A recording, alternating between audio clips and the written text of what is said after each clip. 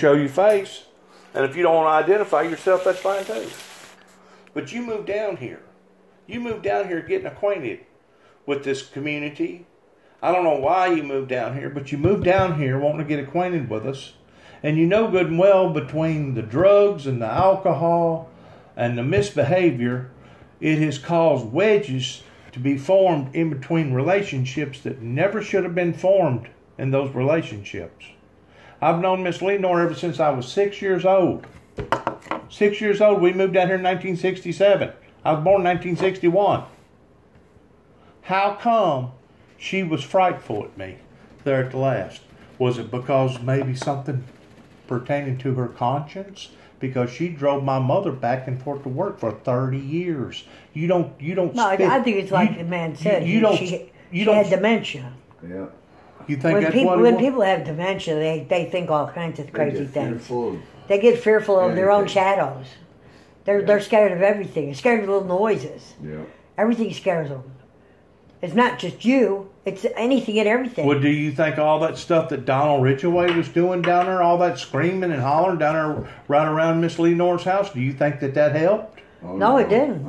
It didn't. Not at all. That added more fear to her dementia. Sure it did. I'm sure it did. Because she didn't understand what was going on. How come this guy keeps coming around here screaming and hollering, accusing Juby of killing his brothers, or accusing Juby of being a peeping Tom, or accusing Juby of raping his brother, or having sex with animals, and being a pedophile. All that stuff that the Ridgways was doing down there had a reflection, I believe, upon Miss Lenore's mind as she was progressing and getting older. And the bottom line was this: if I would have went to Alamo Baptist Church, and you know it as well as I do, there would have been something that would have been said inappropriately in that setting. Yeah.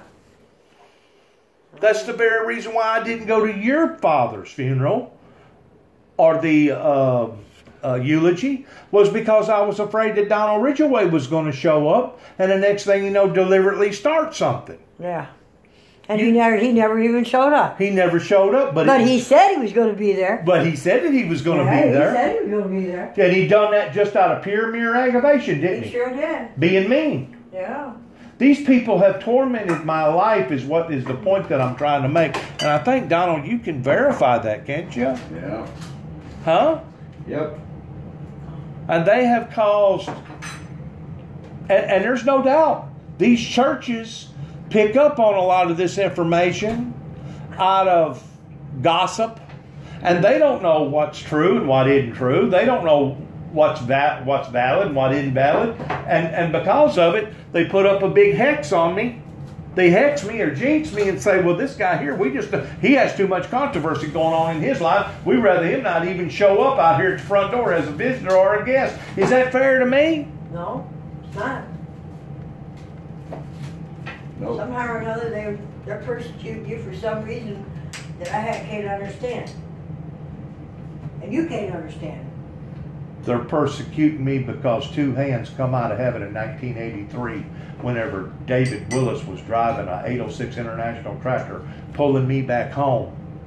And God intravenously saved my life, and they took me to the hospital, and 9 units of blood was pumped into me because it busted my spleen, and they had to go in and operate on me. And I was telling them the whole time that God had saved my life, and it had something to do with end-time events pertaining to the book of Revelations and the false prophet and the Antichrist and the two witnesses and the opening of the seven seals. And because I have been involved in all this spirituality stuff that obviously they haven't never been taught into, they're spooked.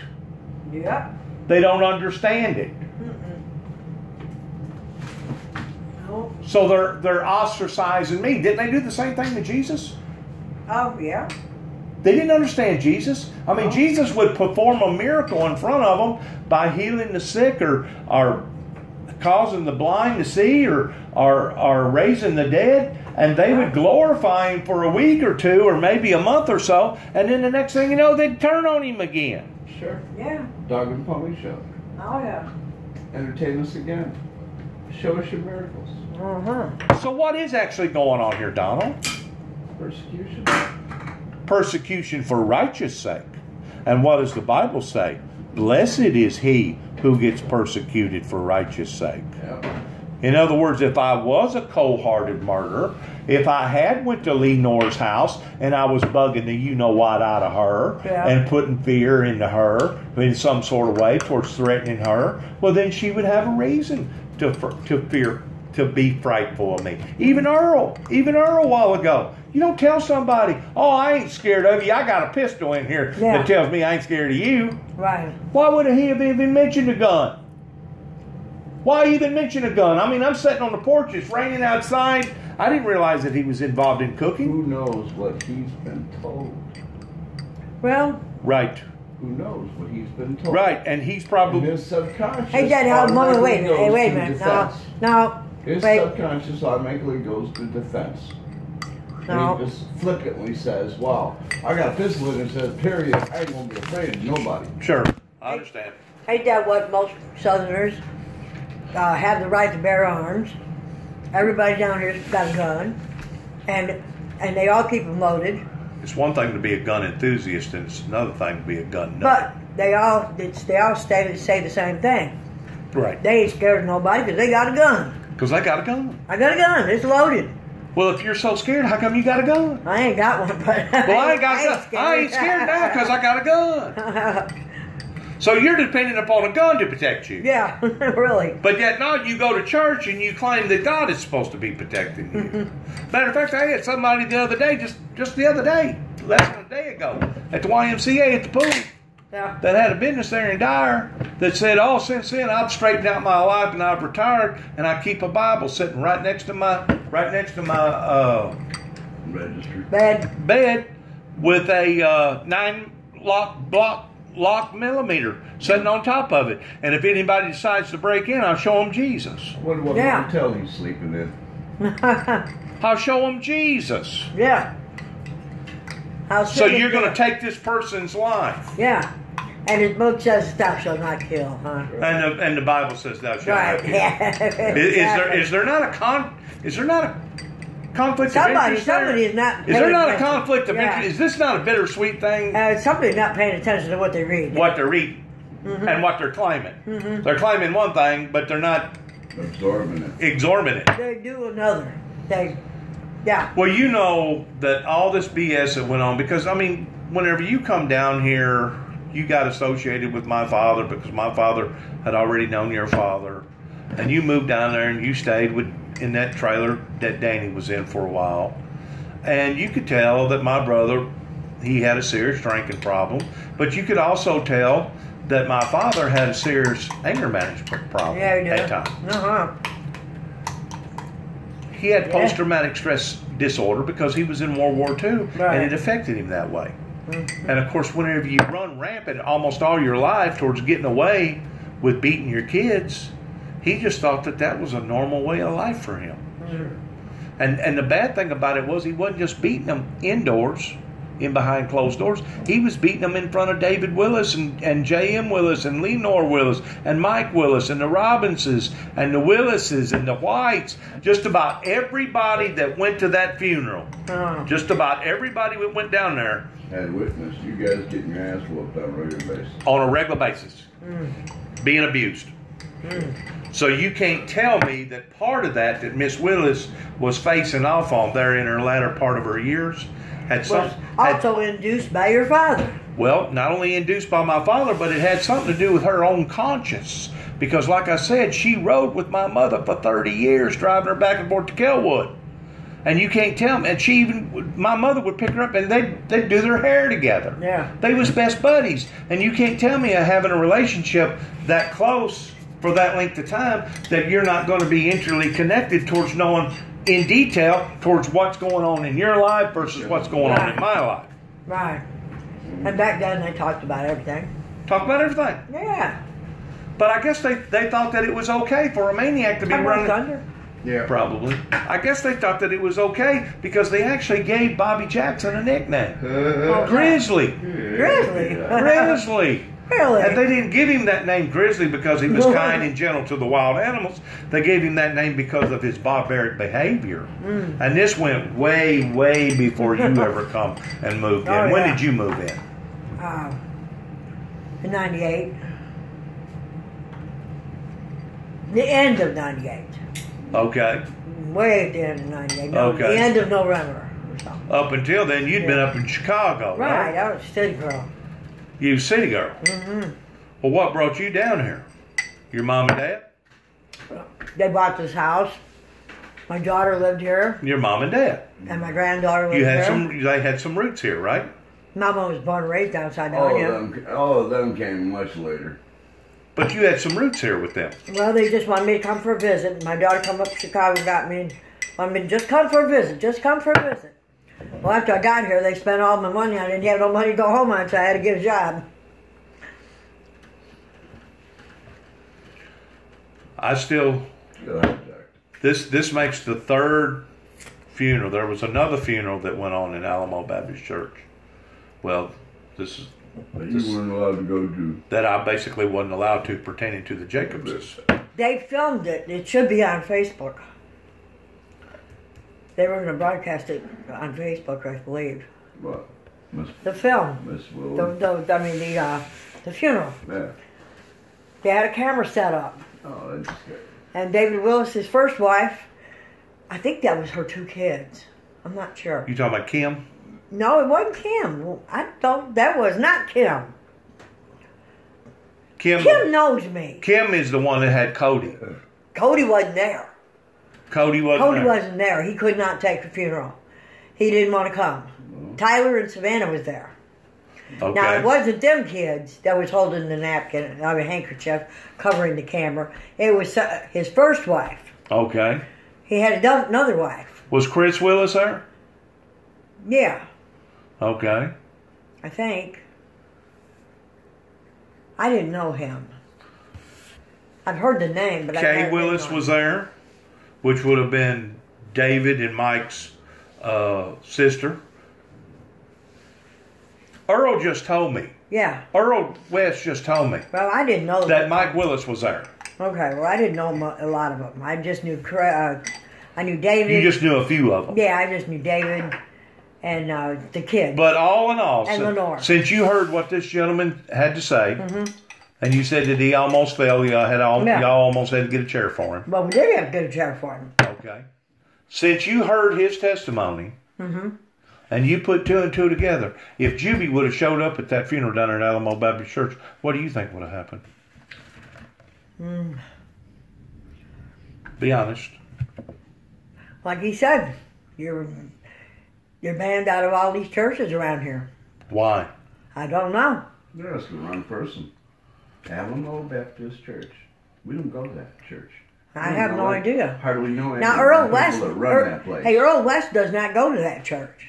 I know he goes up here. He goes right here at the corner. I know that. But he's on the inside page towards how people feel and what people are thinking and what people are talking about. Yeah, he probably knows all that because he's one of the bunch down there. And that's the reason why I went to him. So now, since you've heard that, you realize now that if I would have showed up, there would have been complications, wouldn't there? I bet there would. Some sort of complications. Yep. Because I guarantee you there was a lot of people there that you didn't know nothing about, and I'd already had words with them pertaining to the Robbinses and several other families other than just the Sheffields and the Ridgeways. Oh. And as far as I know, I've never had any words at all with the Willises other than 2005, whenever Katrina hit. Yeah. Katrina the hurricane? Yeah. In 2006, I wound up going down and working down there for about 6 months. And I actually went to Mike's house. And me and Mike had a little heart-to-heart conversation one day about how come all that idiotic behavior went on down there. Yeah. And nobody was willing to stop it. And, of course, since I've come back, I've made a couple of telephone calls. Hadn't gotten nobody's face, but I've talked to the Whites. I've talked to various people, the the Stones. I've talked to Lenore Willis on the phone about what went on in the past, and you know what their opinion was? Well, we didn't feel like that it was our place. They mind their own damn business. Yeah. Just like everybody else did. Minded their own damn business. They probably at the expense of watching children getting their ass beat on and getting their ass tortured, basically. Got a question for you. Well, back then it was the way of life. Normal practice. It was normal life. In this area, if you went to California or in Oregon and other places of the world, it wasn't normal back then. Oh, but down here it was. Yeah, down here it was because they're that far behind. They even gave permission for your.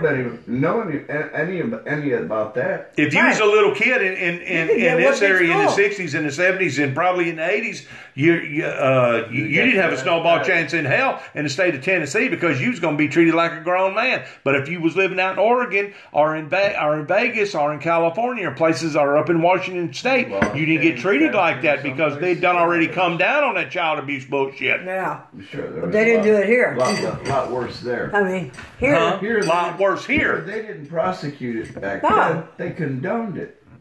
Even the police. You know that. When you were a kid, did you ever hear about any kids getting taken away from their mommy and daddies? No. From abuse? That agency that wasn't born. Not in Tennessee, it wasn't. But it was in other. It wasn't born in Tennessee. Were you living in Tennessee? Yes. Well, that's where we're talking about. We ain't talking about anywhere else. But it was already born in California and Oregon and Washington State and place. How did you know that? Because you study it and you go back and you look at their history. Yeah. Actually, California was the first place that opened up women's lib, and that was in the 20s. Yeah, the history book got a lot of change. Giving women the right to vote, giving women the right to have a voice, was in the 20s. Well, you didn't see that out here in this area until the 40s. They were a little slow around here, huh? About 25, 30 years behind. Yeah, I know. Yeah. And see, that's what they like. And the closer you get to the Appalachian Mountains, the higher that number gets. Uh-huh. You think so? As far as education and knowledge and people in the hills, mountain people and stuff. Well, yeah, you know that abuse is just rampant anywhere. Well, what was you going to ask me? No, that was what I asked you. About yeah. Did you know when you were a kid back then? Did you know of any other kid being taken away from their mother and fathers? I know. It ain't got nothing. It ain't got nothing to do with that. I knew of a bunch of children that was born with I know 7 kids mental challenges that had to ride the little bus that they had to have special classes to go to. Special needs, yeah. Special needs children. Yeah. They was mental retarded or they was mangled up. You know, they couldn't walk good, they couldn't talk good, they couldn't understand good. Yeah. They was very, very slow learners. We had a couple right here in the Hopin community. They were taken away from the That wasn't Gary Sweat, was it? He was borderline. I'll bet. He was borderline. They were taken away from their parents because they couldn't take care of them? No. They was adopted, and then they turned out to have been that way. Yeah, and that's probably the reason why they gave them up for adoption was because they knew that there was something wrong with them. Couldn't take care of them. Right. Couldn't take care of them. Or they were embarrassed to have them. Or they was ashamed of the fact that they had those. Or kind they of got kids. caught by keeping them in the barn or in that back room or under the stairs or whatever. Yeah. Because back then that was a normal. Now that stuff probably was still going on out west. Now that stuff was probably still going on out west. Probably everywhere. Sure. Not just out west, everywhere. Yeah. Anywhere. A retarded child or something? Yeah. That was the child that lived in They had to the hide the kid. They were embarrassed to have such a young one. Sure. You know? Sure. They're ashamed of it. Because they would speak out and they would act abnormal and stuff like that. And it was a reflection on that parent. And that parent didn't want to feel low or something, you know, so low. Right. They'd be discriminated against. Yes. In other words, it would be looked upon as being damaged goods or bad genes or whatever. It's like, wow, you really got some sick some sick puppies there, don't you? Uh-huh. You know? And of course, people today are supposed to be more humanitarian. Yeah. They're supposed to be more sympathetic. Yeah, But I guarantee you, if I'd have went down there at Alamo Baptist Church, there would have been no sympathy for Jimmy that day. No. Even though I may have went down there for the right purposes, for the right cause, that intention would have got blown out of the water whenever a bunch of bad attitudes struck in. Oh, yeah. So does this mean that I'm not going to be allowed to go to nobody's funeral around here that I think the world of, or that it's got a church involved? Huh? If it's got a church involved. If it's one of those outside services, I guess you could go to it. But if it's got a church involved, there's going to be red flags right off the bat because of the affiliation. Because you've been around that church already. Maybe you just got to make amends with the churches. Look, I dropped off hundreds, thousands of dollars worth of material to all these churches around here. And the reflection isn't upon the windmill ministries have failed the people. It's the people that has failed the ministry. Now look at everything that's out of shape. I mean, my God, the divorce rate, they're aborting kids. We're $25 trillion in debt. All this protesting, all this other stuff going on, cop killing and cop abuse and stuff. I didn't formulate all this. No. They should have listened to me years ago whenever I started preaching my message. But they hexed me. They voodooed me. They jinxed me. They said this man's out of pocket. They said that this man is trying to... brainwash the world. Brainwash the world, or that I was trying to shove religion down trying to bring a hoax into their lives, and I wasn't trying to bring none of the above. Right. All I am is just the messenger. Exactly. They're afraid you're going to steal their sheep. They're afraid of messengers. They're what? They're afraid you're going to steal their sheep from their flock. They don't have no flock no more. Their flock has been dispersed. The church society is almost next to zero anymore. You're right. They still got a church. They still got association. They still have association with each other. More so than you. And they're going to keep what they got by being offensive to the ones that jeopardize or threaten them, which is you. The fault falls upon to the feet of those that did not take the initiative to support the messenger, even though they didn't like the message or they didn't appreciate the messenger.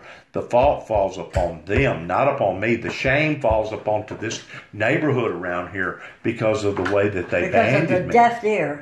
Because of the deaf ear. Because I spent thousands and thousands. I've worn out 3 automobiles. I mean, it cost me a marriage. It cost me a mini farm. It cost me $500,000 in a divorce. It has literally cost me severely, and being falsely accused of going to take out George Walker Bush's life, in which I never threatened. And all these other different close encounters with law enforcement agencies, either in Kentucky or Oklahoma or out here in Tennessee. I know what's going on. Yeah. I'm being attacked. There's a target on my back. That was a creative Fed that kept you in the system by putting that threat against a president. Really? Yeah, keeps him on a watch list. No. And the whole time it was nothing but a lie up in Wheeling, West Virginia. Yeah. Well, you was with me when we made that telephone call to Jolene Nugent. Yeah. We talked to that lawyer out there. Yeah. Uh-huh. This has all been a setup from the get-go towards character assassination. Yeah. Now you tell me that you've had different people that set you up towards making you look like the bad guy right here in Weakley County. And they may have. I'm not going to sit here and deny what has went on. I don't know whether or not it's the truth or not. And it's not for me to sit here and judge you and tell you that you're a barefaced liar. But I do know this, what has went on in my life has been just exactly that, character assassination. Yep. In other words, if they can ever get you on paper. Well, that's what they did to me, character assassination. Right. They tore me down in court. Right. Telling me I was the one lying. All right. And they were the one barefaced lying. Let me ask you a question. And they know they were. That's why they let me out of jail. Let me ask you a question. Whenever I was out in Oklahoma investigating them, they had absolutely no reason at all towards planting a bomb in the back of my truck and activating it and basically ruining my camper shell. The very camper shell that is pretty close to where we're at right now. Uh-huh. Okay? I was told the next day, after it costed me my job, for me to go get at least 3 estimates. I went and got 3 estimates of what it would cost to replace that camper shell. I took those 3 estimates to City Hall, and within less than a week, City Hall come back and said, we're not paying for your property damage, Mr. Jackson. Okay, that's a $4,000 camper shell that not only have you destroyed, that was mine, but now you have discriminated my name all over the news out there in Oklahoma for trying to promote me as me being the bad guy. Mm-hmm. And the whole time, it wasn't me being the bad guy. Y'all was the bad guy by not exposing the truth to the general public. Okay? But if I wanted to, listen to my question. If I wanted to, I could load up and validate